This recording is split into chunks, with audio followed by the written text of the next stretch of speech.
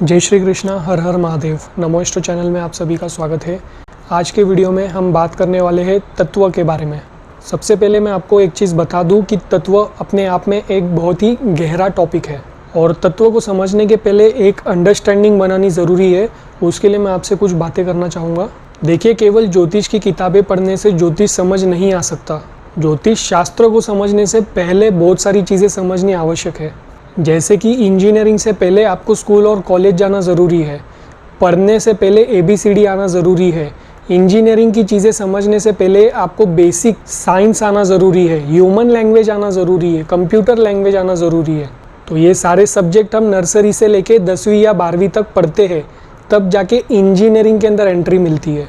और इंजीनियरिंग एक technical stream है, तो वहाँ आप केवल किताब पढ़ लेने से सारी चीज़ें नहीं जान सकते। आपको गुरु या टीचर की आवश्यकता होती है, क्योंकि उनका तजुर्बा वहाँ उस किताब के साथ आपको मिलता है।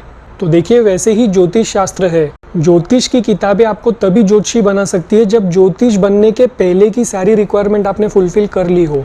अगर किसी को पढ़ना नहीं आता, ABCD तक नहीं आता, वो MBA की क्लास में बैठ के क्या करेगा? चलो, आजकल की डेट में ABCD सभी को आती है, मान लिया उसको रीड करना आ गया, पर उसने कभी इकोनॉमिक्स, मैथ्स, कॉमर्स जैसी सब्जेक्ट को हाथ ही नहीं लगाया, तो MBA की डिग्री की बुक में जो टर्म्स लिखे हैं वो उसके समझ नहीं आने वाली। वो सिर्फ कुछ हद तक चीज़ें समझेगा। उसके लिए मैनेजमेंट की किताब कारगर हो, इसके चांसेस बहुत कम हो जाते हैं। हाँ, प्रैक्टिकल नॉलेज से एक बार के लिए व्यक्ति मैनेजमेंट सीख सकता है। बुकिश नॉलेज से वो शायद ही मैनेजमेंट सीख पाएगा।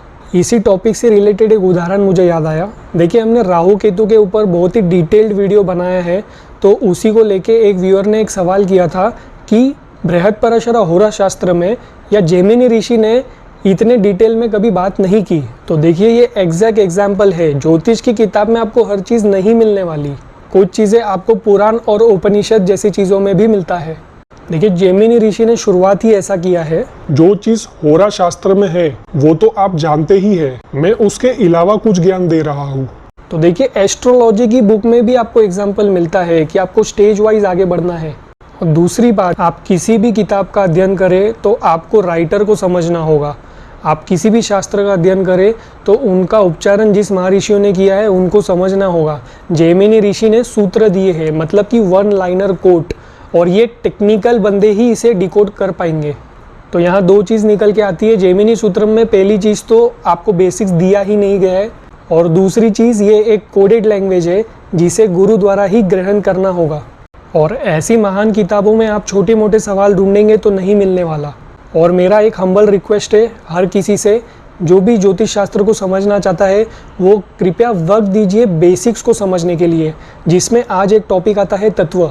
इसकी एक्सप्लेनेशन आपको ज्योतिष की किताब में नहीं मिलने वाली। महर्षियों ने जब ये ज्ञान को दिया तो उस वक्त महर्षियों ने ये समझा है कि आप अभी ज्योतिष पढ़ने आए हो, ज्योतिष के अलावा बाकी सारी चीज़ें आपने कर रखी है। तो आप समझ सकते हैं, उनका ये अजम्पशन है कि आप डायरेक्ट मैनेजमेंट या इंजीनियरिंग की क्लास में आके नहीं बैठे हो, और वो ये मान चुके हैं कि आप प्रकृति, गुण, तत्व ये सभी की जानकारी ले चुके हो, केवल ज्योतिष के लिए आगे बढ़ रहे हो आप। तो मैं इस वीडियो में मेरा अनुभव शेयर करने वाला हूँ आपके साथ। जो भी मैंने अभी तक सीखा, पढ़ा, समझा तत्वों के बारे में, वो मैं आप सभी से शेयर करने वाला हूँ।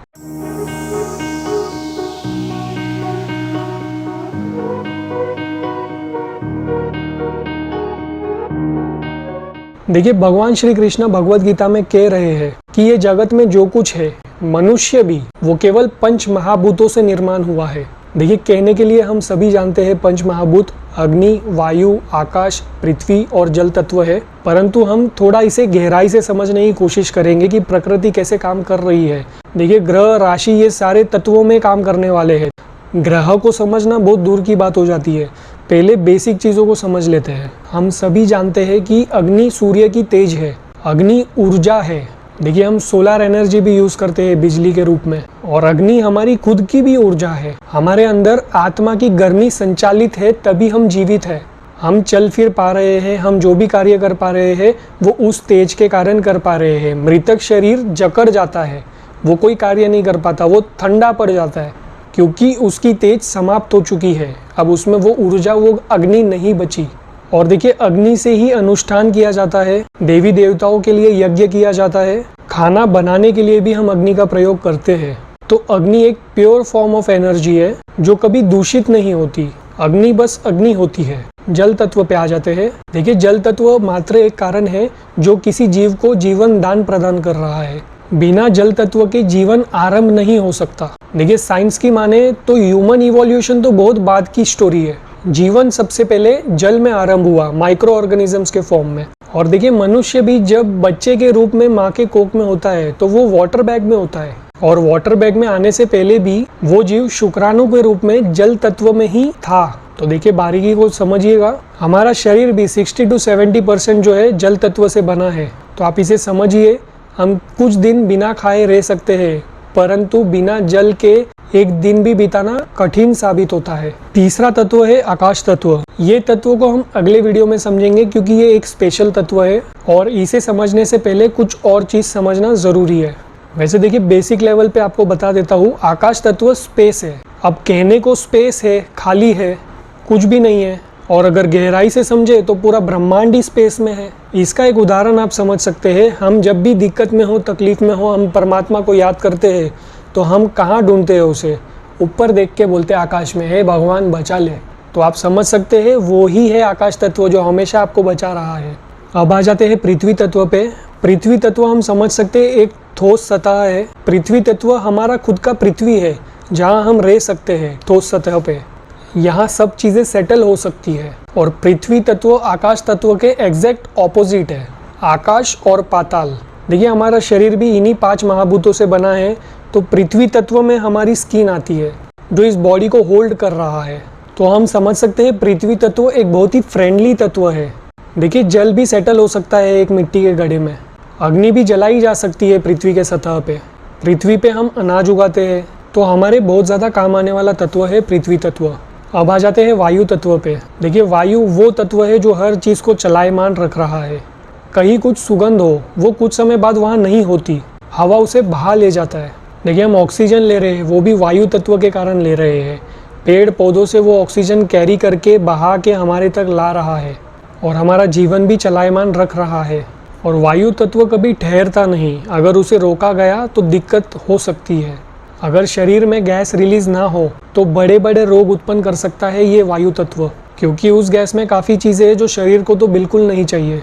मैंने एक आर्टिकल पढ़ा था जिसमें आयुर्वेदा द्वारा कुछ क्लासिफिकेशन मेंशन थे। वहाँ मैंने ये चीज़ नोटिस की कि 80 तरीके की बीमारी वायु तत्व से आती है, 40 तरीके की बीमारी अग्नि तत्व से, 20 तरीके की बीमारी जल तत्व से आती है। तो शरीर के लिए नंबर 1 रैंक पे है बीमारी देने के लिए।